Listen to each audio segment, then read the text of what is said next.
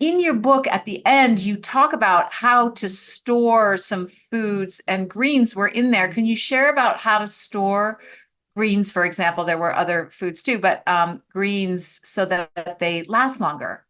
Of course. So, a big part of reducing food waste is actually food storage. So, you want to be mindful of how you're storing things, and greens are a big one, right? And with greens like spinach, you want to make sure that they're not being overtaken by moisture and also mold and bacteria. So you can do it one of two ways. If you get it into your house and you want to wash it, this will help reduce the mold content. But then what you have to worry about is the moisture content. So then you can give it a whirl in a salad spinner if you have one. If you don't, you're going to dry with like a clean cloth. And then I like to tell people to store in a sealed container with a clean cloth or paper towel if that's what you're using. And this will last you much longer. It will at least double the life of your spinach there. Another big one is carrots. Carrots are great if you chop them up and you can store them in water. They'll stay nice and hydrated, and you can actually bring them back to life. Like if you've ever been a victim to really limp celery or carrots, storing them in water or just putting them in water for a little bit is going to extend the life of those and bring them back to so they're no longer limp. Another one is like your herbs like cilantro and Just a parsley. question about that. Do we immerse them in? Because I've Yes. seen celery sticks in cups, like Yeah, so you can do like it they're two little. ways.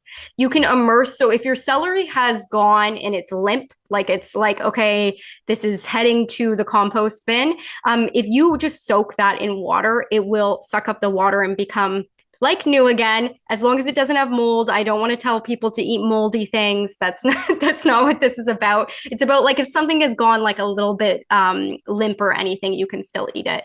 And then if you're just storing it, I was just gonna say herbs are amazing. Anything with like a root is great to store like a bouquet. So if you think like your cilantro, your parsley, you just have a little jar, add a little water, and pop that in, put it in your fridge, and it's going to last a lot longer since it has that water source to stay fresh. And then change that water every couple of days. My mom always tells me not to put the avocado or tomatoes in the fridge. And I want, because, but it's hot and humid in the summer. And so they go bad so fast.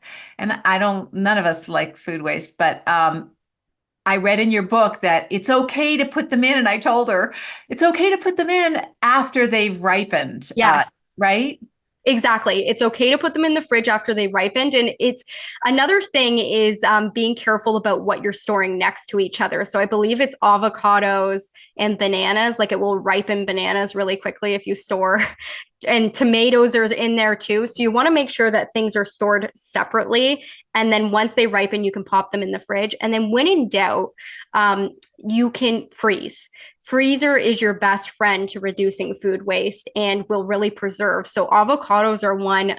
I've mashed them up into like almost like a guac consistency, put them on little like mounds on a sheet pan, parchment lined sheet pan, put that in the freezer, then break them off once they're frozen, put them in a reusable Ziploc, and then you can thaw them and it will be like as good as new avocado. Because avocados, like they have maybe a couple of hours where they're at their prime, right? They're either too raw or too ripe. So Now, let me ask you one more question, then I want to go to something called aquafaba, which I know yeah. talk about. Is it okay? Because I did this yesterday when I was making my mom avocado toast. I took out the bad parts of the avocado and just gave her the good parts. When things are moldy, is it okay to do that, or are there secret little bits of mold I can't see that I'm giving my mother? So I don't want anybody listening to this podcast to get sick. So I would say use your own judgment. Personally, in my life, I cut the mold off and eat it.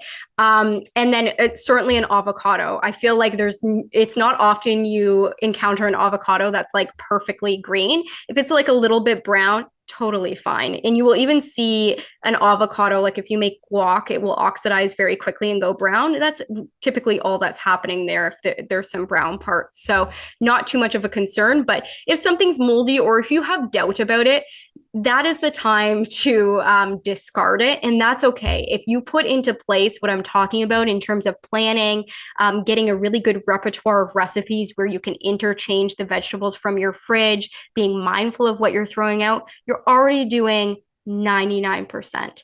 and you don't have to be perfect.